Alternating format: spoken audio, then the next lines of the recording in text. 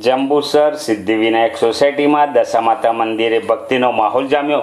જંબુસર શહેર સહિત પંથકમાં દશા માતાજીની ભક્તિનો અનેરો આનંદ ઉત્સાહ જોવા મળી રહ્યો છે। દિવાસાના દિવસથી દશામા વ્રતનો પ્રારંભ થાય છે। 10 દિવસ સુધી માઈ ભક્તો ઉપવાસ કરી ભજન કીર્તન દ્વારા માતાજીને રીઝવવાના પ્રયત્નો કરતા હોય છે।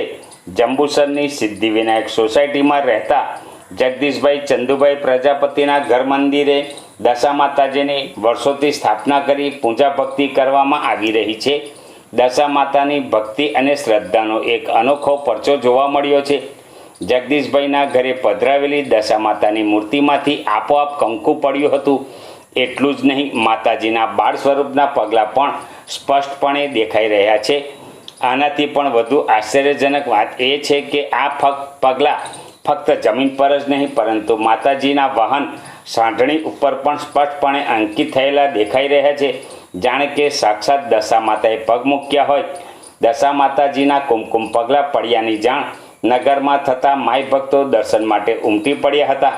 સ્થાનિક લોકોનું કહેવું છે કે જગદીશભાઈનો પરિવાર વર્ષોથી દશા માતાજીનો પરમ ભક્ત છે અને તેમની ભક્તિનું જ આ ફળ છે। આ ઘટનાએ સમગ્ર વિસ્તારમાં આસ્થા અને ચમત્કારની ચર્ચાઓ તેજ કરી છે।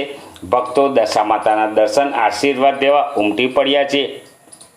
જંબુસર સિદ્ધિવિનાયક સોસાયટીમાં રહું છું અને જગદીશભાઈના ત્યાં દર વર્ષે દશામાનો 10 દિવસના વ્રત થાય છે। તો ત્યાં આગળ અમે દરરોજ દર્શન કરવા આવીએ છીએ। સવાર સાંજ આરતી બી થાય છે। ત્યાં કંકુના પગલાં બી દર વર્ષે પડે છે। માતાજી સાક્ષાત છે। હું જગદીશભાઈ ચંદુભાઈ પ્રજાપતિ, રહેવાસી જંબુસર, મહાદેવનગર પાછળ સિદ્ધિવિનાયક સોસાયટીમાં મારું મકાન આવેલું છે। મકાનનો નંબર C10 છે અને અમે ઘણા વર્ષોથી દશામાનું વ્રત પતિ પત્ની સૌ સાથે મળી ઘરના ભેગા મળીને કરીએ છીએ અને દર વર્ષે માતાજીને કોઈ ઉજવવાનું કે એવું રહેતું નથી। અમે કાયમ માટે સ્થાપિત કરેલા છે માતાજી ને માતાજી દર વર્ષે અમારે ત્યાં આવે છે અને માતાજી કુમકુમ અને કુમકુમના પગલાં પાડે છે અને અઢળક કંકુના પડે છે। 2 થી 3 કિલો જેટલું કંકુ હોય છે દર વર્ષે। 2-3 વર્ષથી સળંગ આવે છે ને માતાજી જાળિયામાંથી દીવા સ્વરૂપે અંદર આવે છે અને પછી પણ કંકુ વિરાય છે।